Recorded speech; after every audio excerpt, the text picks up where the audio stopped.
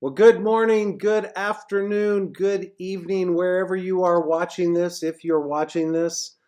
Today is Tuesday, January 30th.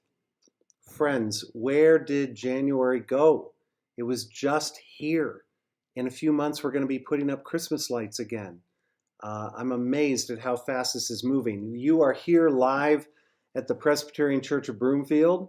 I'm John Buechner, and it's our time for a moment of encouragement, hopefully give you something good for your week.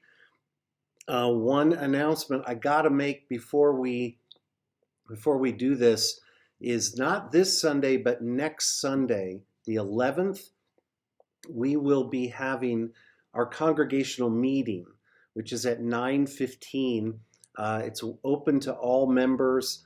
We would love to have you come. You'll be presented with the budget that the session has voted on and approved. And you'll also have an opportunity if you want to be part of a couple of committees that are coming up that we elect every year. The nominating committee, I think we need 4 people. That only meets if we need to nominate an elder or a deacon or something like that. But come to the meeting. It's at 9:15, and hopefully before that meeting, you will have a copy of our annual report in your hands so you can see how your money was spent last year. Here is, oh, and I know it's Super Bowl Sunday. You will have plenty of time to watch the Super Bowl and still make a 9:15 meeting. I don't know who you're cheering for. I'm not a big Chiefs fan, but I do love Nancy Joe. So I'm gonna probably have to stand with her on this one. Anyway, I'm reading in Psalm 8:4 today. It says, "What is man that you take thought of him?" A great question that someplace deep inside, God loves us and has not only just fought over us, but has rescued us and pursued us and has literally moved heaven and earth that we might have intimacy with him. And what I love in the scriptures is kind of the different metaphors that show the intimacy that he offers us. At the bottom, there's this great progression. At the bottom of the progression is you are the clay, he is the potter, right? You're a hunk of clay and he's going to mold you. If you move up a notch, suddenly you become the sheep and he is the shepherd. That's a little better up the food chain than a hunk of clay, but we also know sheep aren't the most bright people.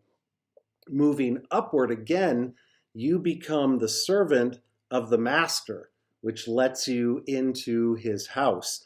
Most Christians, I think, have a hard time getting past just this level, but there's more to come. If another step up, God calls you son or daughter, which gives you a real intimacy with him, that you are his family members. And even in that, one of the things I've noticed about having my own kids, I have a son and 2 daughters, is seeing how we have become friends over the last parts of the years, and how friendship is this wonderful, deeper intimacy that God says, you're my son, you're my daughter, but you're also, I call you friends. What is man that you take thought of him?